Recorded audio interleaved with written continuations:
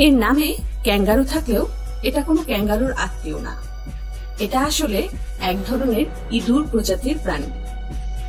তবে এর লাফানোর ভঙ্গি দেখে মনে হয় যেন খুদে কোনো ক্যাঙ্গারু মরুভূমির বালুতে খেলে বেড়াচ্ছে। কিন্তু সবচেয়ে অবাক করা বিষয় কি জানেন? এই প্রাণী তার পুরো জীবন কাটিয়ে দেয় এক ফোঁটাও পানি পান না করে। তবে প্রশ্ন হচ্ছে, পানি ছাড়া কেউ বাঁচে কিভাবে?